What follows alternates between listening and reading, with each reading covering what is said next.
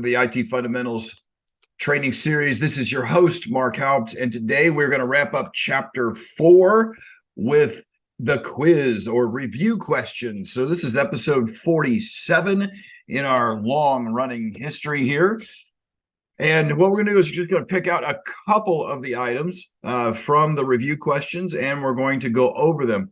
Now, today is not going to be one of those deals where I'm sharing a lot on the screen. So if you're looking for that type of thing, it's just you got my ugly bald head and ready to roll. So here we go. We're going to start off question 1. You can find these answers in Appendix B of the book, which is way in the back. So feel free to do your own exams and then go back there and check. But let's go through a couple of them that are kind of tricky. And really, we're starting to get to that point now where you're learning how to take the test, where words matter within the question that will drive you towards the answers. So we're going to look at question number 1 first. And it says, which of the following operating systems can you freely modify if you choose? So a couple of key words there are important to understand in regards to answering this question. One is freely and choose. So most of the time, an operating system or any type of piece of software is not going to let you modify a lot about it. So that will tell us right there that we're looking for probably a system that's called an open source system that we talked about earlier, about probably 5-6 episodes ago. Remember, open source systems, the host code, the source code of the system is completely modifiable. So you can get in and make any change you want about that inside of the operating system versus a system like, I don't know, let's see, option A, a Mac OS. Can you get in and make changes there? No, Apple will not allow you to do that. The iOS is for your iPhone, iPad, or iWatch. And again, Apple will not allow you to do that, to get in and make changes to the core operating system. Now, they will allow you might be familiar with an SDK or a software development kit. They will allow you to make changes on top of the operating system, but not to the operating system. Android is very similar, although it is more open than the first two. So that leaves us with D, Linux. Linux is an open source operating system that you can make as many changes as you want in certain versions, which is why there are a multitude of versions of Linux out there, such as SCO Linux and just different types of Linux operating systems. Ubuntu, for example, that are out there are all Linux based. And what people have done is they've done their source code changes and then they've copywritten that and made it theirs, so you can't modify it. But the core Linux, you can modify. So D, Linux is the answer there. Question number 4, your friend Michael just purchased a Chromebook and wants to know where his files are stored. What do you tell him? All right, so we need to think Chromebook. The whole concept of Chromebook was that it was nothing more than a dumb terminal, if you will, that would access cloud files, and in particular, it would access your Gmail or G storage type of function. So your Google Docs and so on and so forth. So with that knowledge, option A on the hard drive is not going to be accurate. The Chromebooks had very small storage capabilities, or still do have very small storage capabilities, and they're again designed to get you up onto the cloud. In the system RAM, well, technically this would be true because volatile memory will hold things in there, but you can't go and search for the files there. So again, looking at the question, he wants to know where his files are. Well, you can't go and search. You can't go and find the files inside of RAM. It's just there, or could be there, unless you had a forensics tool, but we're not talking that. So then we have two, that leaves us with 2 options. One is in the cloud, which is item C, or D, Chromebooks do not store files. Now, Both of these answers are true, and this is where it gets a little confusing. You need to choose the right answer, the best answer. So going back to the question, your friend Michael just purchased a Chromebook and wants to know where his files are stored. What do you tell him? Well, item D, Chromebooks do not store files, is not an acceptable answer because he's looking for his files and he knows his files exist. So although it's true, it's not the best answer. So where are his files? They are in the cloud. So item C is the correct answer there. Number 5, you just deleted a shortcut to an important work presentation. What happened to the data in the presentation? A, nothing. B, it's in the recycle bin or trash. C, it's deleted. And D, it's in the recovery partition. All right, so this is a Windows question, first of all. Secondly, let's look at the question again. You just deleted a shortcut. Let's think about what shortcuts do. Shortcuts themselves do not have any data, and the question ultimately gets to what happened to the data in the presentation. So shortcuts don't have access to or don't have data in them themselves. What do? All they are is a short path that you might put on your desktop or somewhere similar that leads you to the location of where the files are. So if you deleted a shortcut and you're looking for, what happened to the presentation, here's the answer. Nothing happened to the presentation. Presentation still resides where you left it last time. Nothing has changed over there. The only thing you did was remove the shortcut. So think of it this way.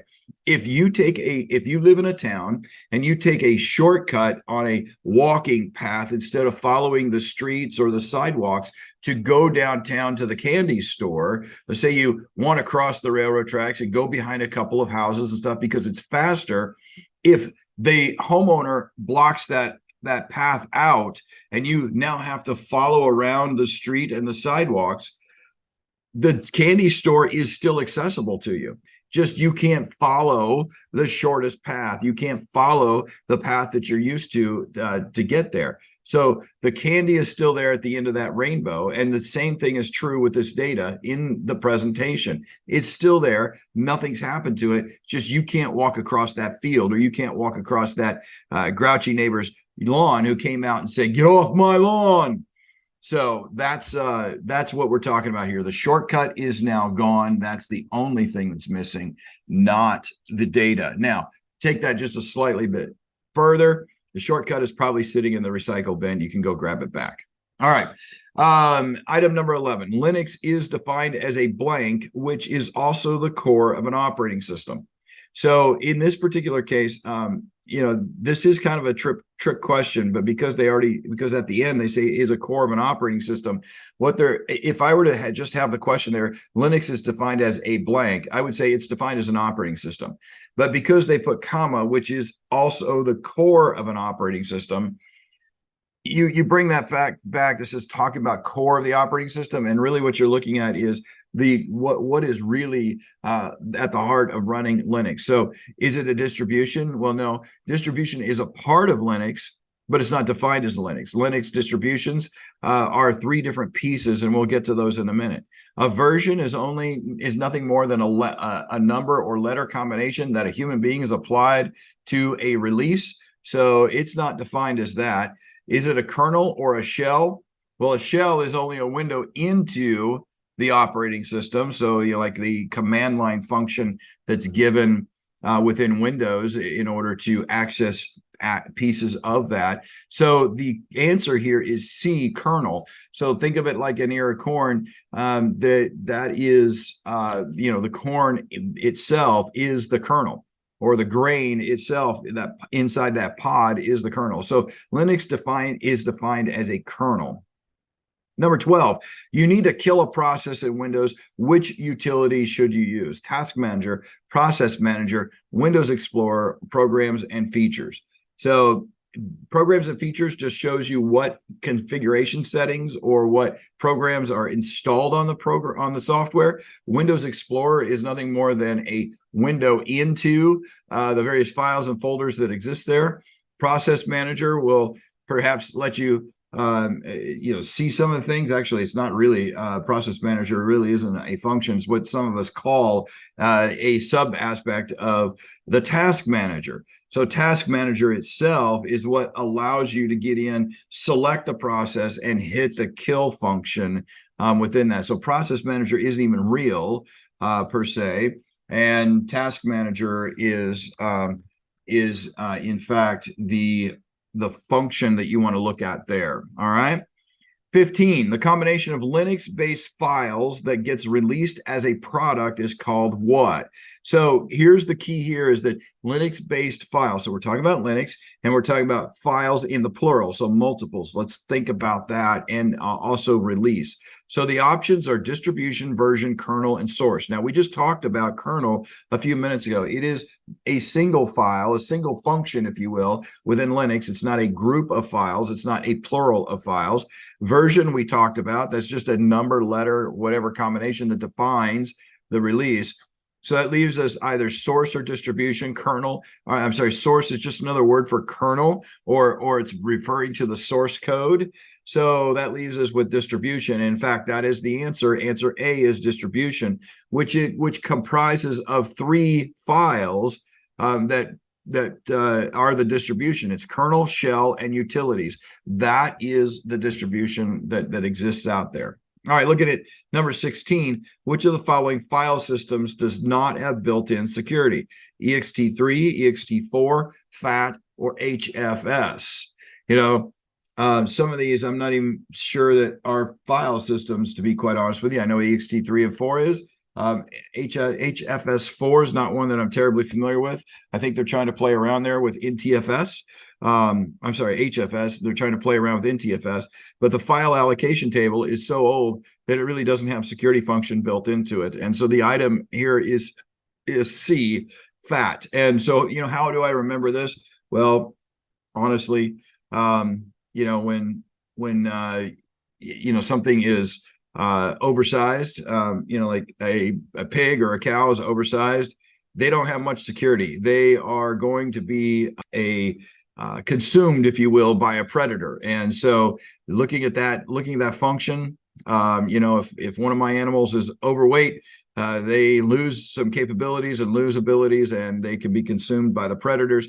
And that's exactly what we have going on with FAT. It has no capabilities to defend against its predators. So looking at number 17, you need to prepare a new replacement hard drive for storage. Okay, a couple key things here. New replacement hard drive, and its purpose is storage. What is the first step needed to get it ready?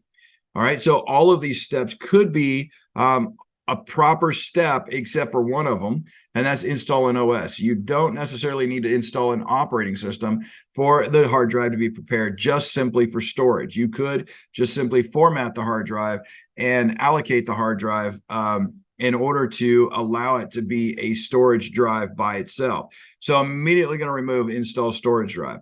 Yes, we do need to format the drive when it comes to you, and perhaps even install a file system, but typically the formatting the drive and the installing the file system are one and the same. As the drive is formatted, it will ask you, do you want to make this a FAT drive, an NTFS drive? What do you want to make it? So those two are very similar, or at least during the process of doing so. So the very first thing you need to do to prepare it, though, is you need to create the partition. You need to go into Disk Manager in Windows and say, hey, all that unallocated space over there, I want you to create the partition however large you want it to be. So that's number one in the process. And then if I were to look at these, I'd say, okay, number one in the process is partitioning. And then as I talked about, installing the file system and formatting the drive. Technically, it would be format the drive first, install the file system. But very frequently, those two go together. As you select the format function, it will allow you to select which file system you want to use. And then boom, it's done. So you can almost call that an A and a B option there with format and install. And then in this particular case, like I said earlier, we wouldn't use it. But if you were going to get a drive ready to operate within your computer and operate the computer itself, you would need to install the OS. All right, there we go. That's been a good review. And if there's any questions you have about chapter 4, now's the time to get back to me on those. But otherwise, we're going to start talking about chapter 5, software applications, next, and we're going to roll with that. Thanks for joining me on episode 47. I hope this has been a good overview of the chapter for you. I look forward to talking to you guys again next week about more of our ITF plus functional efforts.